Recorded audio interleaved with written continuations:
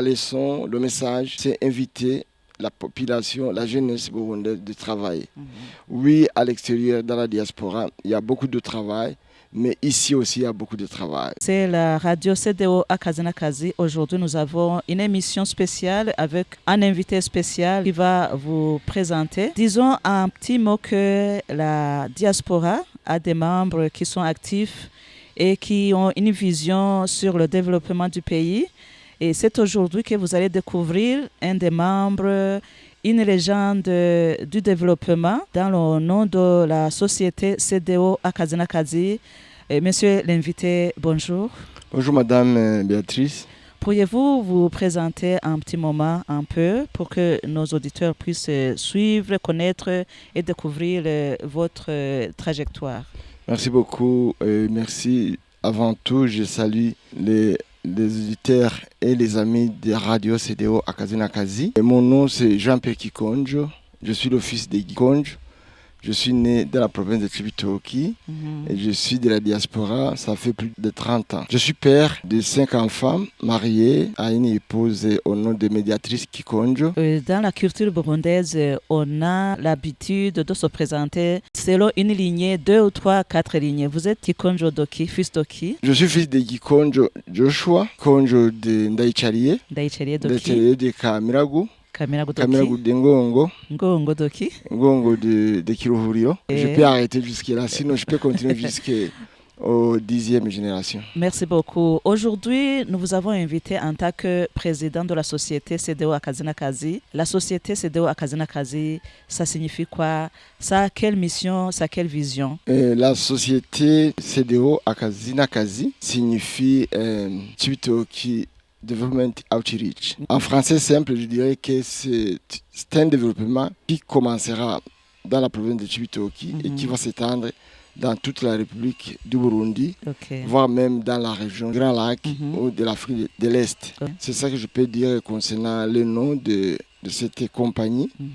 En bref, cette compagnie est née le 14 août 2020. Nous sommes retrouvés. Nous avons discuté, nous avons vu qu'on peut faire quelque chose plus grand que régional, donc quelque chose au niveau national.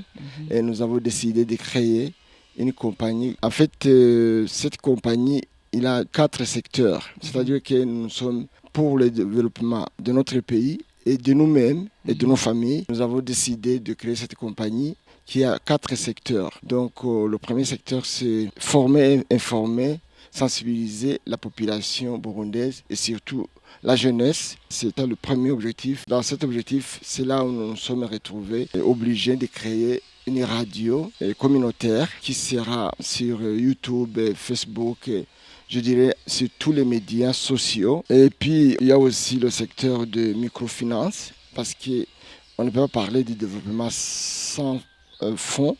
C'est-à-dire sans financement. Pour la population burundaise, en tant que plus de 80% agriculteurs, donc ils ont besoin de petits montants ou de grands montants pour investir dans l'agriculture et dans l'élevage. C'est pourquoi nous avons pensé à microfinance, qui est totalement différent des autres microfinances. L'objectif, c'est assister la population, assister la jeunesse, afin qu'ils fassent quelque chose pour développer le pays. Ce n'est pas pour faire des bénéfices comme d'autres microfinances, mais c'est ça notre objectif. C'est pour assister la population. Assister la population, surtout la jeunesse et la femme burundaise. Puis on a y pensé si avec les microfinances, ils auront de l'argent pour investir dans l'agriculture et dans l'élevage. Et avec cette assistance et cette formation et information qu'ils auront à partir de la radio, CDO Akazi Nakazi, nous avons supposé et nous croyons qu'il y aura une surproduction. Quand il y a une production, il faut les transformer. Donc nous avons aussi pris la vision ou la détermination de créer aussi le secteur de transformation. Donc ce que nous avons appelé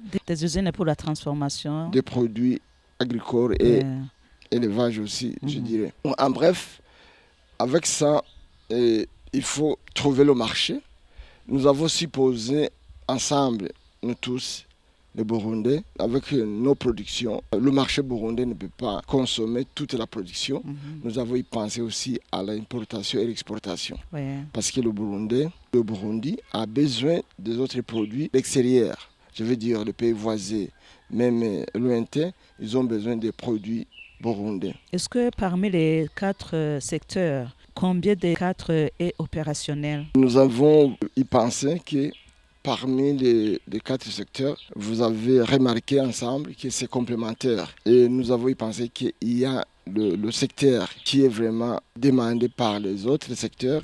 C'était le secteur de la communication, de l'information. Donc c'est pourquoi nous avons décidé de commencer par la radio et tous les médias sociaux, parce que les microfinances aura besoin de la communication pour se faire attendre. L'agriculture, l'élevage et la transformation aussi, il aura besoin de la communication. Et puis l'importation et l'exportation aussi aura besoin d'une communication. Donc c'est pourquoi nous avons décidé la radio, la télévision et les médias sociaux comme un objet de marketing pour faire connaître les autres secteurs que nous faisons. Mais l'objectif principal de la radio ou de la communication que nous avons initié, c'est pour vraiment former, informer, sensibiliser la population burundaise, en particulier la jeunesse et la femme burundaise. Justement, j'allais vous demander pourquoi vous avez insisté sur la jeunesse et les femmes. Quelle est la spécificité de ces 2 catégories? Oui, je commencerai par la femme burundaise. Ouais. Elle est le pilier du développement de notre pays. Tous les pays, mais en particulier le Burundi. Malheureusement, les anciens moyens de communication, ils ont toujours ignoré cette population qui est presque rurale par de la femme burundaise. Ouais. Donc c'est pourquoi, pour nous, CDO Akazi, nous avons ciblé la femme burundaise pour ces réseaux-là. La dernière chose, nous avons ciblé aussi la jeunesse parce que le développement du Burundi dépendra bientôt, maintenant, même dans le futur proche ou lointain, dépendra de la jeunesse burundaise. Est-ce que pendant les 4 ans que vous êtes opérationnel, quels sont les témoignages de satisfaction, les témoignages que vous pouvez avancer, disant que vous êtes fiers de la marche ou de l'étape sur laquelle vous êtes déjà pour le moment, oui, après 4 ans? J'aimerais donner d'abord des précisions. Ouais.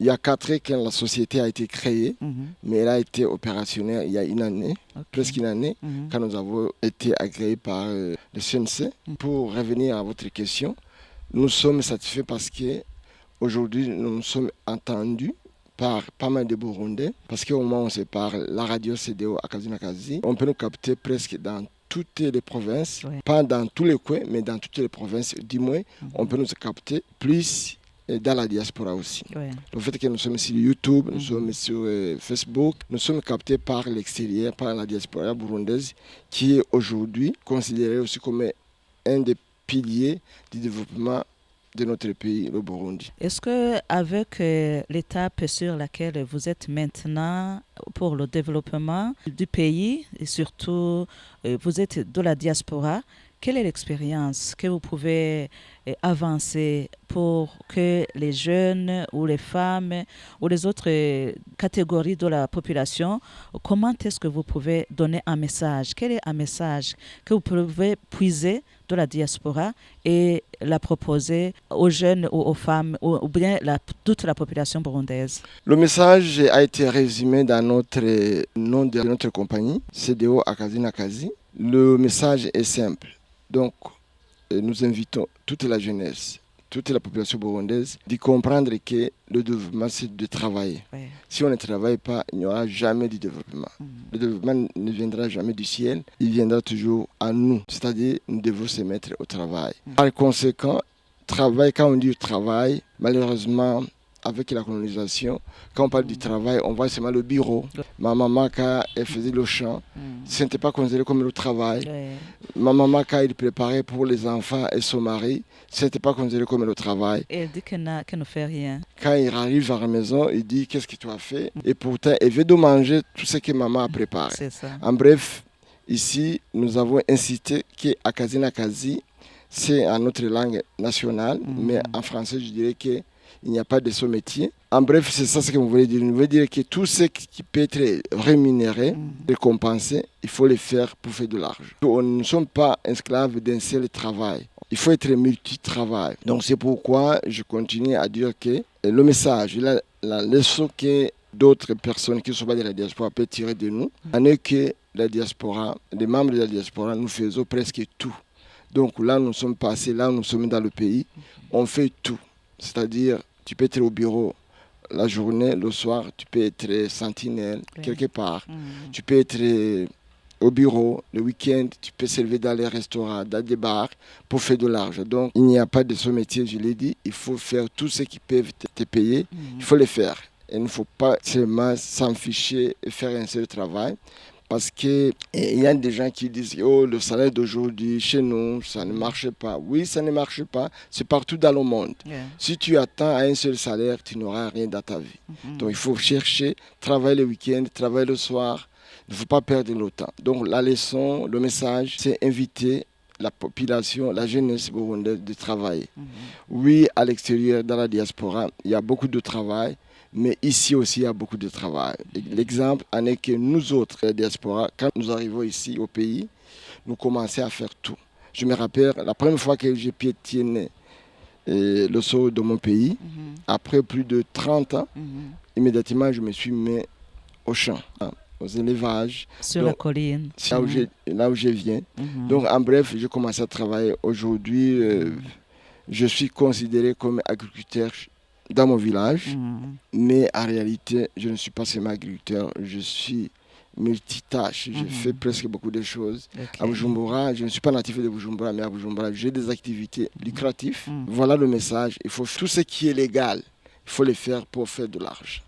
Justement, je voudrais vous demander si vous pouvez donner une petite expérience de votre carrière, comment vous avez quitté le Burundi jusqu'au Canada, ce que vous avez fait et ce que vous avez appris de faire le travail sans négliger n'importe quel travail, votre itinéraire. Merci, mais je dirais que j'ai quitté le pays quand j'étais encore plus jeune. Ce n'était pas mon souhait, ni le souhait de mes parents. C'est suite aux événements de 1972, je me suis retrouvé dans le pays voisin, le Congo. C'est là où j'ai fait mes écoles primaires, secondaires, universitaires. Je faisais la science commerciale, l'option comptabilité, option administrative, option financière. C'est ce que j'ai fait, les 3 options, toute ma vie quand j'étais encore jeune. Donc après mes études supérieures ou universitaires au Congo, aux Zaïre de l'époque, j'ai travaillé au Congo, je travaille au Rwanda. Et c'est ce qui m'amène aussi à dire, tout ce que je faisais, je ne voyais pas que c'était le travail. Parce que moi, je pensais que, comme j'avais fait les sciences commerciales, l'option comptabilité financière et administrative, je m'y attendais à être travailleur ou employé quand j'aurais le travail dans mon domaine. C'est-à-dire quand je serais nommé comptable, quand je serais nommé financier. Là, je m'y attendais tout le temps. Malgré que j'étais bien payé, j'étais enseignant au Rwanda, j'étais enseignant au Congo, mais dans moi, vous avez toujours je me un sentais rêve. que je n'avais rien comme travail. Je pensais toujours à mon travail. Donc, je voyais tout ce que je faisais comme passe-temps ou occupation en attendant de trouver mon travail. Donc, après, j'ai eu la curiosité d'aller aussi au Kenya, là où j'ai travaillé comme travailleur social dans un camp de réfugiés chez le Burundais. Finalement, j'étais président de cette communauté burundaise. Par après, j'ai fait au moins 2 ans au Kenya. C'est là où j'y pensais aussi d'aller un peu très loin au Canada. Quand je suis arrivé au Canada, je me rappelle, on m'a posé la question, qu'est-ce que j'ai fait? La même question que vous me posez, j'avais répondu rien. Le monsieur qui me regardait dit, à ton âge, tu n'as rien fait. Je dis oui, j'ai fini les études en comptabilité, en finance. Je n'ai pas trouvé de travail, mais j'ai enseigné 2 ans, 3 ans, j'ai enseigné. Par après, je me suis retrouvé au Kenya.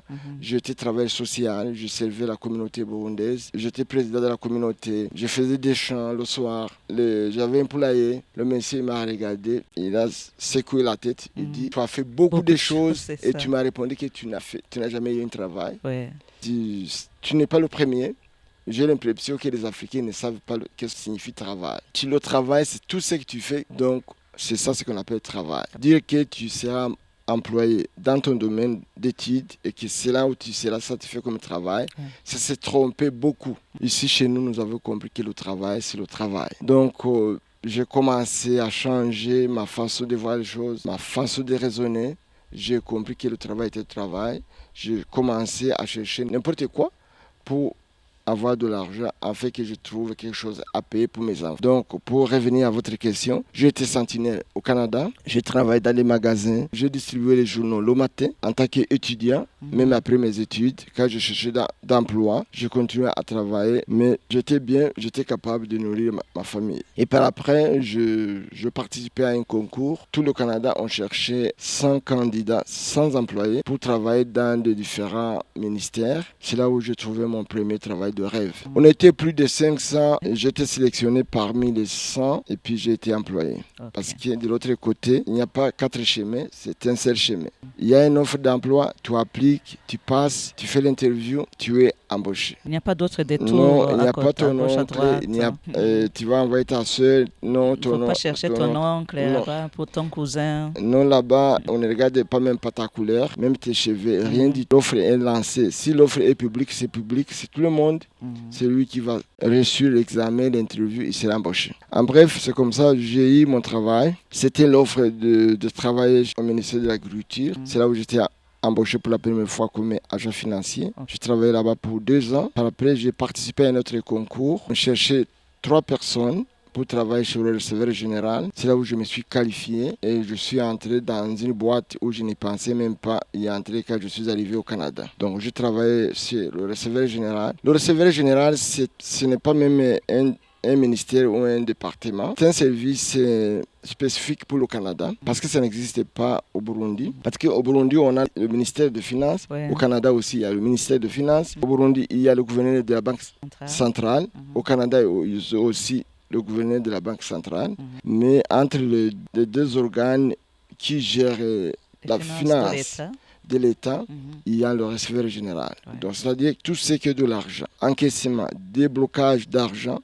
ça passe toujours chez le receveur général. Donc, en fait, je voulais seulement souligner que le système du Canada, ça a épargné la corruption et les tentatives de tricherie. Parce que tu peux être comptable, tu ne toucheras jamais de l'argent. Tu vas jouer seulement avec les chiffres. Tu peux être ministre des Finances, tu ne verras jamais un coffre-fort dans ton bureau. En bref, c'est ça, c'est là où j'ai travaillé, c'est là où j'ai fait plus de 22 ans. En bref, c'est là où j'ai fait toute ma carrière en tant qu'agent financier, en tant qu'analyste financier. C'est leurs appellations qu'on changeait. Moi aussi, j'étais parmi ces gens-là. La leçon, le message, c'est inviter la population, la jeunesse burundaise de travailler. Oui, à l'extérieur, dans la diaspora, il y a beaucoup de travail, mais ici aussi, il y a beaucoup de travail.